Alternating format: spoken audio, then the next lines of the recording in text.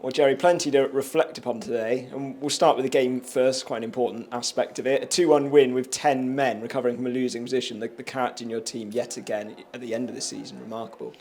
Well, it's incredible. You know, first and foremost, these are a very, very good side, Oxford City. We knew that coming into it. They play that sort of 3-4-2-1 system, and they rotate so well in the middle of the pitch and pull people around. And you find it difficult, whatever shape you go up against them, you find it difficult against them. But I thought we knew we weren't going to have as much ball as we'd like. But I thought at times we also were good on the ball. And of course, we come under a bit of pressure. The problem was that there's a major decision that goes against us, which was awful really. It's never a second yellow. We'll take the first one. That is a yellow card for Jordan. But the second one, I said to him coming out at half time, if he's going to give those as yellow cards, then there's going to be probably 6 or 7 this half. The amount of times that Scott Wilson gets pulled around and bumped and nudged and shirts pulled, then, you know, I was counting it second half actually, and I said I was going to make a note of it and do it and present it back to the referee afterwards, because there's no need. I actually think he forgot that Jordan had been booked, and then he put himself in a situation where he's had to give him a red card. He's not the last man. They're not in control. When you look at the laws of the game, you need to be in control of the ball, and they certainly weren't in control of the ball at the time either. It's just a foul. It's just a foul, and just give a free kick, and that's it. But thereafter, I have to say, like you've just said, the character, the resilience, the understanding of playing in the system that I chose. Certainly at half time, I thought we were bullish and stayed with the back three before half time. But I felt as if they're way too good a side to be able to stay in that. We're covering too many distances, and to go back to a traditional 2 banks of 4 and 1, I thought it'd be easier for the boys to understand it. They've worked on that before with 11 yards sideways and 15 yards in between the units, and I thought they were great. Stayed really narrow, and what we said, we'll let them have the territory wide, we'll let them have the ball wide, and then defend crosses. They don't want to sort of put in crosses too often. They want to play through, and I thought we were excellent. You know, right the way through the side again. I thought we were absolutely immense. Caught and cold at the start of the second half as well. Opie Edwards prodding in to make it 1-1, and then Jack Batten wins a penalty, which Scott Wilson, despite a lengthy delay, converts, and that in itself, then really Oxford have got to come at you, so it makes the game quite enjoyable to watch, but maybe not for a manager. Well, no, I said funnier things have happened. When we changed it at half time, I said funnier things have happened. Honestly, you often see it when teams go down to 10 men. And what I knew by going to that shape, obviously Rangers had to go to left back, Dan Hayford at right back. I knew there was legs and energy there, but in front of them also, I knew Elliott would get up the pitch, and I knew Opie would. And that's come off because Opie's ended up in a position because of his energy. He's ended up in there because he could catch up with Scott Wilson. I've got to say Scott Wilson was immense again today for us. That's 23 goals now.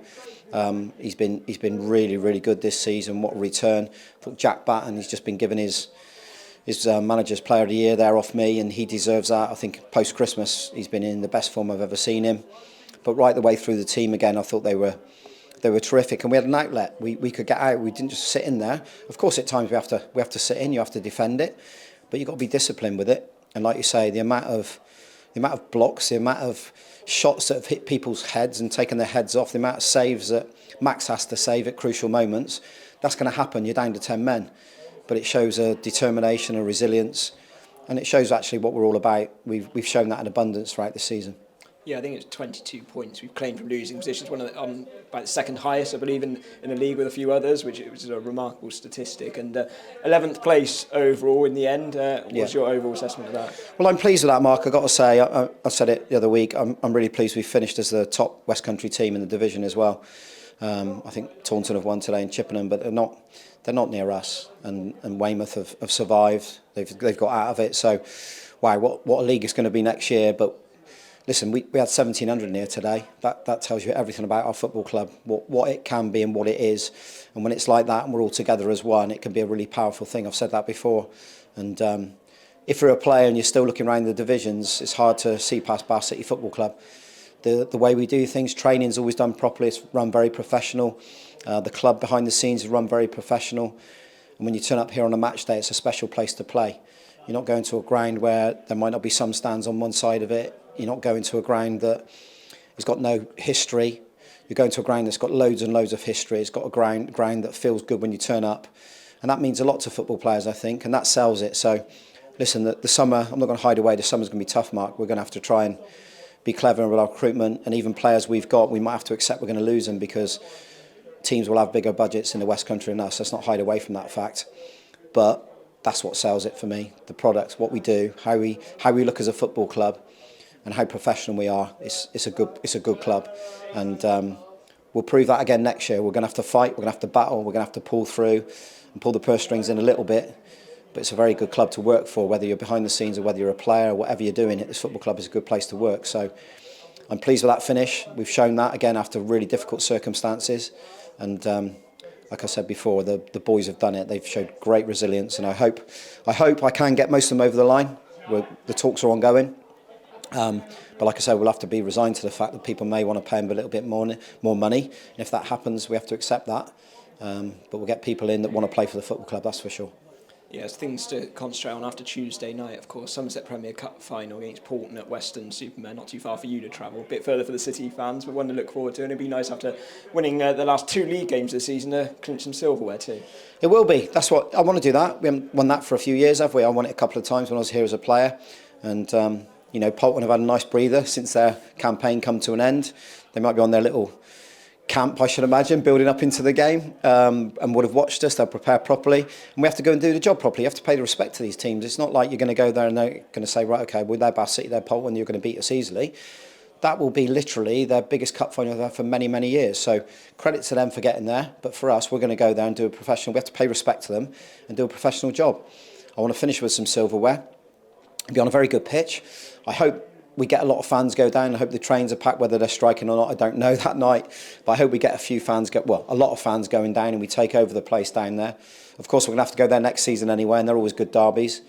But again, as Bath City, you look at your club and you go to places like this. We're a bigger club than most of these. And the only way you do it is by showing it. And we've proved that again in the league. Of course, targets were set start of the season, Mark, which we haven't quite reached. But there's always circumstance around that. And I'm proud as punch in my group, honestly. I've put it in my programme notes today. The group of players and my staff, I can't be more proud than what I am today here. We've gone down the bar there and we're doing the presentation evenings. What a great vibe, what a great feel around the place. And we need that week on. Final one, what's been your favourite moment of the season in the league?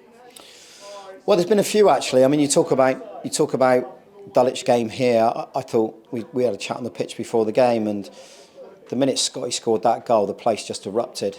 And I've seen it before, we've played Torquay here, but you go back to all the games that we've had over my 5 years, that night felt like that. It felt like it was a wet night, we win it late, Scott scores, the crowd are up, it's passionate, it's a place where you think, crikey, they're together.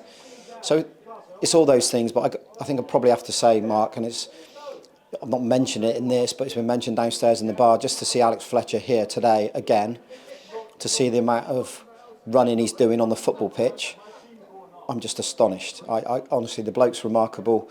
The challenges that we had to go through, no one will probably ever know. And as a staff, as a players, as a group, as a football club, it was probably one of the toughest times I've had to go through as an individual to try and help the group through. And that's why I say it's been remarkable to where we've got to. He's in really good state. He's as healthy as he can be, and we know there's things around him that's not quite the same as what it would have been if he was just here as a normal Alex. And of course we miss him as a player, and that's not really been talked about. He's a phenomenal football player, and the reason I signed him from Tiverton was because of that reason. And to see him here as a young man, a person looking healthy, and him and Ellie are going to have their day. They're going to get married. That's probably the biggest achievement of the season, to see him out of his bed when I'd seen him in the hospital, all on tubes and not looking in a good way. That's the biggest achievement of the season. That makes me happy, and I think you put things into perspective, and that's it. Yeah, you absolutely have there. And thanks very much for chatting to us throughout the league season, and we'll see you again on Tuesday for the final one of the whole campaign. I look forward to it. Cheers, mate. Thanks.